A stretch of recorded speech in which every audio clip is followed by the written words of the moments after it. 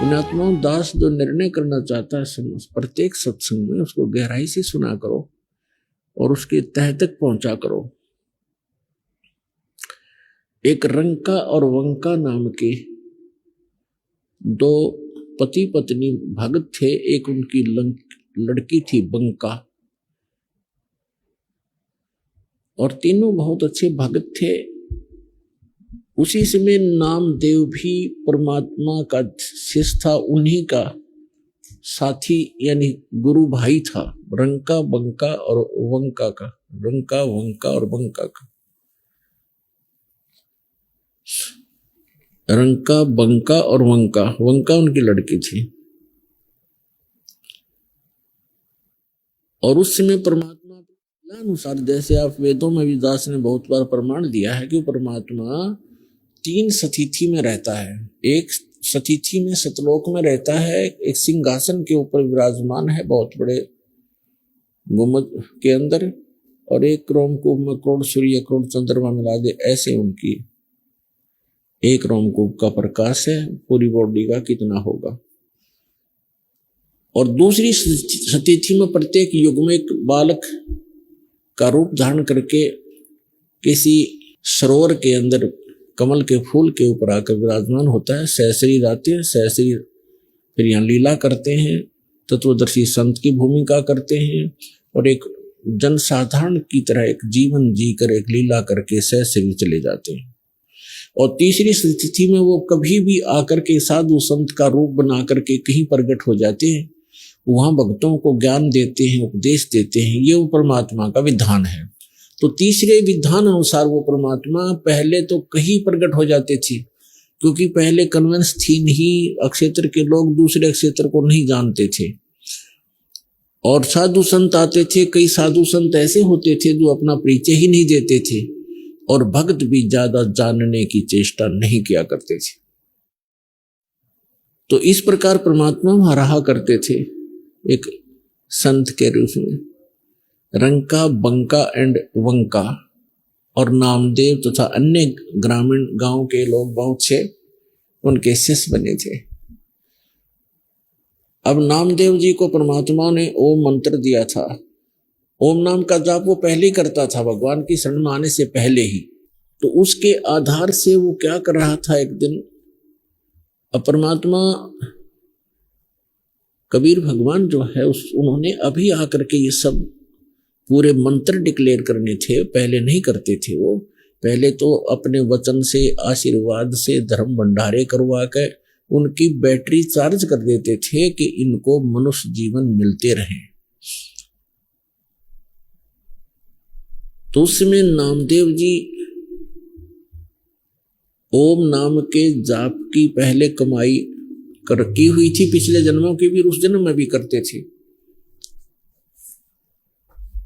लेकिन परमात्मा ने उनको सतनाम नहीं दिया था तब तक, क्योंकि जब तक परीक्षा में खड़े नहीं हो जाते भक्त तो सतनाम नहीं दिया जाता था। पहले तो बिल्कुल ही नहीं दिया जाता था, एकाध भक्त को दिया गया था। उसको फिर प्रतिज्ञा करवा दी थी कि आगे किसी को बताना नहीं।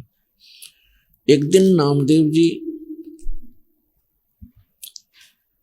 कहीं से आ रहे थे और नगर में प्रवेश कर रहे थे अपने में, और वहां एक मंदिर के अंदर ब्राह्मण लोग परमात्मा की आरती उतार रहे थे। बहुत जोर की लय लगा रखी थी, सुर लगा रखा था, और घंटियां बजा रहे थे। खड़े होकर के आरती संपन्न कर रहे थे। नामदेव जी भी अपने पैर के जूते निकालकर और उन ब्राह्मणों के अंदर मंदिर में पहुंच गया, और हाथ से जूतों से घंटी का काम कर रहा है। अब वहां पुजारी ने देखा, ब्राह्मण ने, कि एक छोटी जाति का समेत जूतों के हमारे बीच में आ गया है।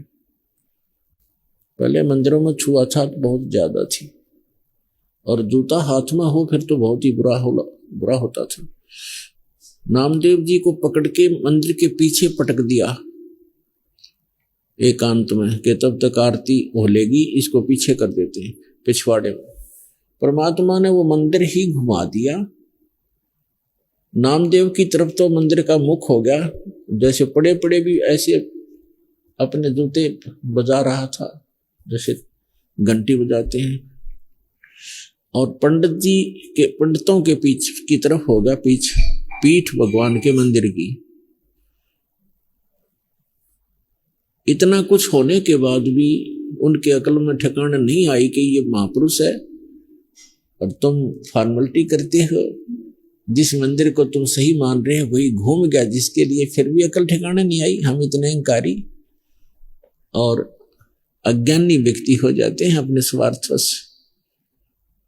नामदेव की तरफ कोई ध्यान नहीं उन्हें रहा, बल्कि उसको उठाकर भगा दिया वहां से। अगले दिन क्या देखता है, नामदेव गया वहां रंका बंका की झोपड़ी पर। उस दिन वो अकेली लड़की विराजमान थी घर पे। नामदेव ने पूछा, बहन कहाँ गए आपके माता पिता? बहन ने कहा कि वो लकड़ियां लेने गए हैं जंगल से भाई, लकड़ी बेच कर आएंगे फिर रोटी खाएंगे। तो आप क्या कर रहे हो? नामदेव ने पूछा, आप क्या कर रहे हो? लड़की ने बताया कि मैं गुरु जी के हाथ का चोट लग गई कल, उसके लिए पट्टी बना रही हूं। और नामदेव, भाई कुछ ध्यान कर, तो कुछ आगा पीछा नहीं देखता है, भगवान को दुखी मत कर ज्यादा। गुरु जी को कल तेरे मंदिर को घुमाने गए थे भगवान गुरु जी, और उनके हाथ में चोट लग गई।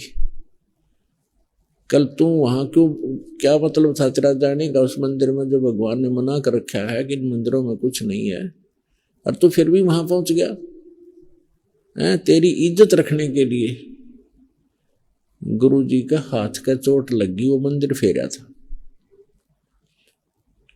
अब वो उसका यकीन नहीं हुआ कि गुरु जी तो वहां दिखाई नहीं दे रहे थे कहीं पर भी। कहने लगी कि कब जाएगी गुरु जी के पट्टी बांधने? कभी जा रही हूं, आ मेरे साथ। नामदेव साथ गए। गुरु जी के दोनों हाथों को लड़की ने पट्टी बांध दी। तब नामदेव चरणों में गिर गया कि भगवान गलती होगी हमसे, हे परमात्मा आगे से ऐसी गलती नहीं करूंगा, मैं आपकी मर्यादा रखूंगा। परमात्मा ने कहा, बेटा जब तक भक्ति ठीक नहीं करोगे और मर्यादा में नहीं रहोगे, ठीक है भगवान तो साथ रहेगा, भगत के काम भी करता रहेगा, लेकिन मोक्ष से वंचित रह जाओ।